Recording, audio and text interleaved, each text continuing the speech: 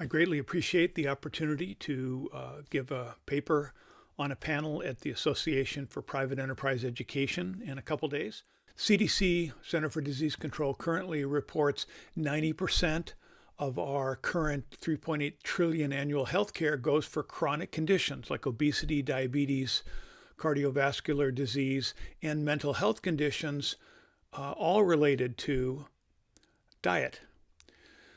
The Nutrition Coalition, nutritioncoalition.us, has 40 years of federal low-fat dietary guidelines are the root cause for this epidemic. And the poor metabolic health of Americans, some 88% of Americans fail on one or more measures of metabolic health. The argument is this fueled the pandemic. Nina Teicholz of Nutrition Coalition writes on this in the Wall Street Journal, and others do, but most with severe critical COVID were obese, diabetic, or with hypertension. Huge numbers are pre-diabetic, so they don't show up as being diabetic, but they still have insulin resistance, a hormonal condition. So one model estimates that if the U.S. obesity rates were just 25% lower in the first 6 months of the pandemic, 30,000 fewer hospitalizations, 15,000 fewer ICU admissions, 24,000 fewer deaths just in the first 6 months. So we're sitting ducks for the next pandemic and for other infectious diseases because obesity is linked. Fat, particularly visceral fat, is hormonally active and bad news. So let's talk about this. Critics say there's not enough evidence to support again, the low carb and keto diets, but I recommend, for some history on this, the books by Gary Taubes and Nina Teicholz. Gary Taubes has a number of books, The Case for Keto being the more recent one, but these are science journalists, and they basically made the biggest impact. I've read and looked through maybe 50 books on low carb and keto, science research, lifestyles. But the critics say, look, there's no long-term randomized control trials supporting keto and low carb, or at least very few. The keto low carb critics say, look, all the epidemiological studies supporting low fat are just terrible, terrible quality. They're food questionnaires where people write down what they ate. Those are simply not accurate according to RCT studies of epidemiological studies. Now, Eric Westman points out there were no low-carb studies funded from the 1980s to 2012 with the National Institute for Health and other federal agencies. They just blocked funding for low carb because the federal goal was to promote low fat. So when critics say, yeah, there's no long-term studies, sure, because there weren't long-term studies funded for decades and decades. But before, and this all starts, with President Eisenhower getting a heart attack, a surge of heart attacks across the U.S. in the 50s and 60s of otherwise healthy men dropped dead of a heart attack. There's McGovern hearings talking about we better do something about this. Ansel Keys is promoting the idea that saturated fat in red meat is raising cholesterol. It's clogging our arteries. And there's documentaries and videos and background on this. The McGovern hearings, critics said we don't have enough data. McGovern says we don't have time. People are dying. So standards were passed. Food pyramid was passed, and the federal dietary guidelines were rolled out, taught in the schools, taught in the colleges, nutrition departments, promoted across the country. And Nina Teicholz and Gary Taubes, what if it's all been a big fat lie, says Gary Taubes, who kicked this off in a New York Magazine article, and Nina Teicholz as well. They did the research. They found out that the low-fat federal dietary guidelines had very little support. So looking back, this actually isn't a surprise. We have a long history of advice for people overweight to simply reduce carbohydrates in their diet.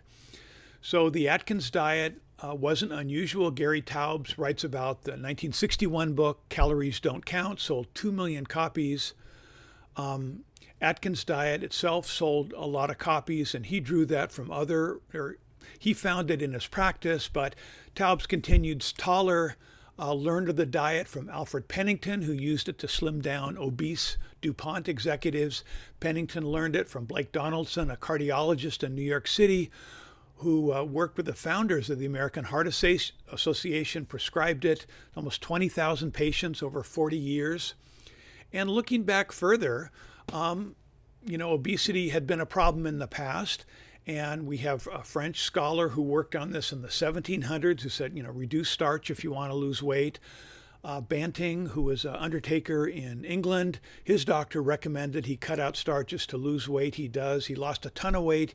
He wrote a book called An Essay on Corpulence, or a Letter on Corpulence. It went through dozens of printings, hugely popular. Those ideas went to Germany, which was, of course, the center of science research in the 1800s, late 1800s, early 1900s. And in Germany, this was further advanced and made more scientific from Banting's insights. And the German researchers on obesity were actually practicing doctors. So they were, filling in nutritional science that drew from their actual experience. They were destroyed during the war, disrupted during the war. That science ended.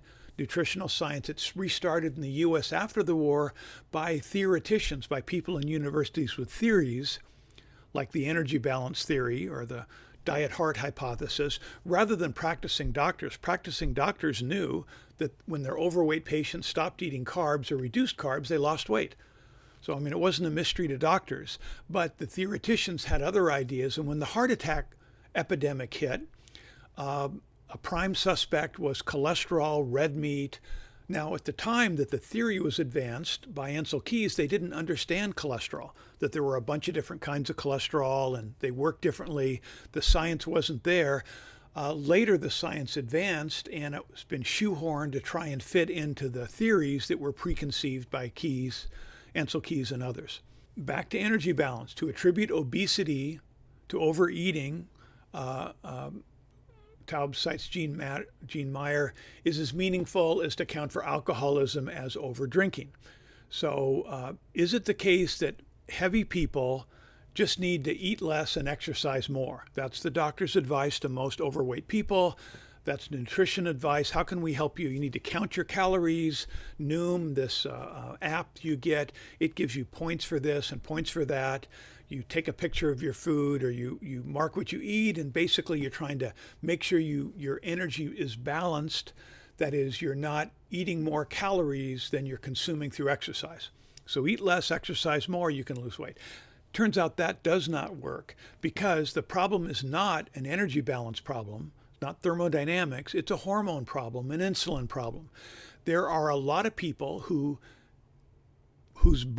metabolism struggles to deal with carbohydrates, because carbohydrates turn to sugar, turn to glucose, leading to a blood glucose surge, which is followed by an insulin surge to try and clear the glucose out of the bloodstream.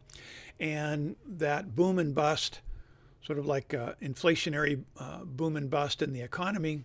But the people behind this aren't just fringe players.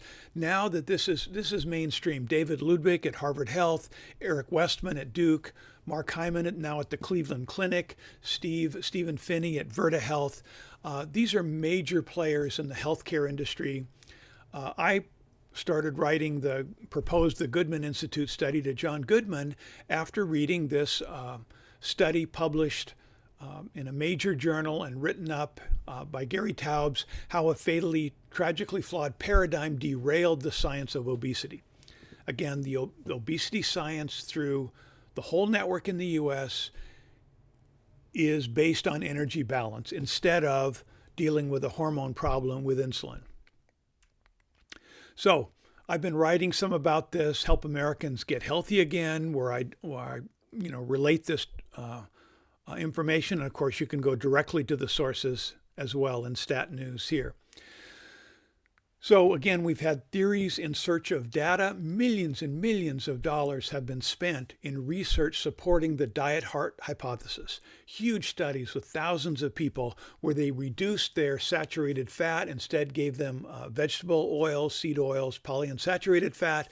They found no impact on reducing heart disease, but actually a higher mortality level from reducing saturated fat. Those studies generally were buried or put in somebody's attic and have only discovered recently. So the case for keto, you get some of the history of this. Okay, so one of the books I highly recommend, Nutrition in Crisis, is a biochemist who's sort of drawn into obesity reluctantly, but then looks around and finds the studies so ridiculously bad that he can't help but write about it. It's an entertaining but scholarly and careful look at the disaster of nutritional studies funded by special interests in the federal government over the last 40 years. His rule in, have I misspelled his name? Looks like I've misspelled his name, Feinman. Rule number 2, if you want to lose weight, don't eat. If you have to eat, don't eat carbs. Rule number 3, for diabetics or people with metabolic syndrome, carbohydrate restriction is the default approach. That is the first one to do, the first one to try. That's what doctors should be advising their patients. It's not what doctors today advise their patients. One of the videos, a speaker on low carb, a doctor comes up to her after and says, yeah, I've been on keto for months. It's fantastic, but I can't recommend it to my patients because it doesn't fit the guidelines for the healthcare system he's a part of. That's crazy. An American Diabetes Association, American Heart Association, they're reluctantly getting on board on some of this as the new research is released. So I would argue, and many others have argued, that today's metabolic problems, that is our obesity and insulin resistance problems, they were actually features, right? They were benefits. They were metabolic gifts to our ancestors who had to add on weight fast in October before winter comes, right? You have a long winter, limited food, you got salted fish and, salted other foods. But you've got to gain weight fast. So the way insulin resistance works is you eat a lot of sugar, a lot of fruit, a lot of grains, and it's rapidly converted to fat, and you get fat. You get visceral fat, subcutaneous fat. The system insulin rapidly takes the glucose out of our bloodstream and stuffs it first into the liver, into the muscles, glycogen into the liver, and then into fat cells. Then you burn that off through winter. So that's a benefit to gain weight, except today it's always October. In every grocery store, you look around and October foods, ripe fruit, which, full of fructose, and of course packaged goods with oils and sugar, it's always October. You can always gain weight. But instead of a 1-month window, we've got a 12-month window. Not surprising that people gain a lot of weight when they're not trying to. A second metabolic gift is fascinating, and that is that famines did hit. If you read Henry Hazlitt or Braudel on famines, they were endemic throughout Europe, even in the 1700s, but through history around the world, China, India. One of the metabolic gifts we have is that our metabolism reacts well to famine. So I write about this. Jay Richards has a book, Eat, Fast, Feast, with an introduction by Jason Fung, who's written on these ideas, the obesity code, diabetes code, and cancer code, showing that our metabolic health is at the center of the chronic diseases. And he mentions, Jay mentions as a guide to Christians that fasting is throughout the Bible, mentioned some 60 times. It's in all other religions. Now, there's religious reasons for fasting, but there's also enormous health benefits which come to the act of fasting. So he discusses that. And also here, I mentioned Nina Teicholz's, her book, The Big Fat Surprise. I think that's $11 or $12 on Amazon, $14. I'd recommend ordering it, and it may help you save your life or the lives of those around you, or save them from a lot of suffering. And I write about this in my own 2 surprise nutritional journeys influenced by these ideas. So again, now in grocery stores, it's always October. Now, what do we do about all this stuff? Well, my recommendation and the recommendation of others is to don't diet. I say don't diet, research nutrition, learn about this stuff. It can be fun and fascinating. So I write about this. Eat intuitively is the presentation, the argument in a number of books, anti-diet and intuitive eating. These people are arguing that the diet industry is causing a big part of the problem, or people trying to get stick thin because of the thin movie stars. And so they begin young trying to diet. In fact, the obese and eating disordered children, you find a strong correlation between their parents being when they try to diet. These nutritionists and others say, eat till you're full. Don't, it's when you're a baby, when you're hungry, you make a lot of noise. When you're a toddler and you're hungry, you make a lot of noise. When you don't get what you want, you throw a fit. Kids eat till they're full. That's a good thing. Now, it's tied into the federal dietary guidelines that say, don't eat till you're full. Stop before you're full and go hungry a bit. That's good for you, and then exercise more. Well, that advice is bad according to this. So Arnold Kling cites an Emily Oster parent data post on diets and data. This was, I think, in January, diet season around the country. She says the simplest diet then is just eat less. This is best epitomized in a good book, The Economist Diet. To lose weight, weigh yourself every day and eat less. You'll be hungry a lot of the times. She says. It was sort of beautiful in its simplicity, but I can see why this hasn't caught on. Well, I bought the Economist Diet book, and it's a good book. Lots of insight written by two formerly obese economists who lost a bunch of weight and have kept it off. And they did it by systematically cutting back on their meals, disciplining themselves to eat less and exercise more, I think, and so forth. Now, the problem is, that's doable for some people, those with a lot of willpower. I happen to not be a person with a lot of willpower. When I'd even think about dieting, I would get ravenously hungry, for weeks. But part of the question is what works? And the argument is that Emily Oster and the authors of the Economist Diet book are stuck in this energy balance theory, not recognize the problem as more of an energy imbalance than one of just calories in, calories out.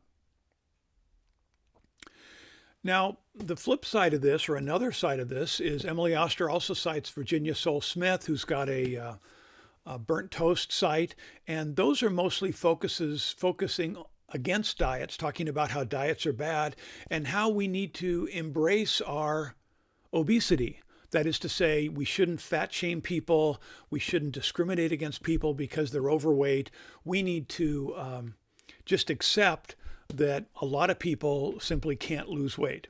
Well, I would argue that that's, first off, very bad for your health, because all sorts of problems, the chronic conditions, kidney disease, you name it, they're linked to obesity and diabetes and prediabetes. And these people are, we don't want people to be miserable. And so trying to diet makes you miserable. It fuels the diet industry, and the up and down is even worse. But what if there's another way to do it, which is just eat less carbohydrates? And it's not a fad diet. It's backed by, 500 years of research and activity, and medical doctors used to be part of the textbooks in the 1920s, 30s, 40s. The standard textbook said if you're overweight, eat less starchy food and you'll lose weight. If you eat protein and healthy fat, saturated fat, eat an egg, you get full faster, you don't feel hungry for longer. So the federal government's project was to, stop people from eating eggs, at least the egg yolk, where the protein and the saturated fat is. Tell them to eat low-fat milk, skim milk. The guidelines still say lean meat or lean protein. They don't even include meat, I think, now in the federal guidelines. They want you to eat pea protein and other sorts of things, but make it lean, cut down on fat, reduce saturated fat. The argument is this is the source of the problem rather than the solution. Now, I should also mention that everyone's different. Our internal biochemistry is different. Our microbiome is different, how we respond. One of the examples that doctors give, the husband and wife can eat the same meal. The husband is fine. His blood sugar is stable. The wife's blood sugar takes off like a rocket. So the argument is you need to monitor your own metabolic health. with a continuous glucose monitor, with other measures. Try to figure out what food works for you and how to maintain a stable blood glucose level. But back to the institutional side, again, what I'm saying is not accepted by most of the mainstream, which is crazy. But, for anyone with a background in economics, monetary policy, transportation policy, healthcare policy, education policy, federal involvement in these things has generally made them worse, not better. And these failures like, high-speed rail in California, the funding keeps on flowing to those regardless of how effective they are. So why should nutritional science be any different? Again, the NIH blocked funding of low-carb studies for decades. The lack of funding for the low-carb and intermittent fasting, these approaches to chronic conditions, that's part of the problem. Nutrition departments in universities are funded by special interests, ideology, vegans and vegetarians, and also the food industry, the processed food industry, the pharmaceutical industry fund a lot of these nutritional departments, fund research. So there's a ton of stuff here. I would encourage you to look at the nutritioncoalition.us. This is the nonprofit started by Nina Teicholz and a whole bunch of people on the board to try and question the federal dietary guidelines. Salt. Should you lower your salt consumption? Well, research on this say we probably need more salt. Saturated fat, total fat, fat and cancer, obesity, low carbohydrate diets, all this stuff. There's a lot of research on this, and it doesn't support, by and large, the current federal dietary guidelines. It's almost shocking how little support there is for the status quo. And FDA, now USDA is part of this, captured by now beef.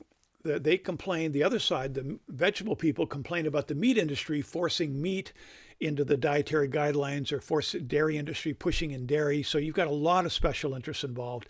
At the FDA, you've got a whole set of dramatically dysfunctional programs and lock-ins. And Richard Williams is on the panel at API. He can tell you a lot more about that. I'm reading his book, and it is entertaining if it weren't so sad for so many people and so much money in that turmoil. But, you should know what to do with the FDA and the NIH in terms of getting on track with nutritional research and regulation. So what do you do yourself on this? If I were to give you advice, well, first off, if I give you advice, I get thrown in jail because I'm not a credentialed nutritionist or doctor.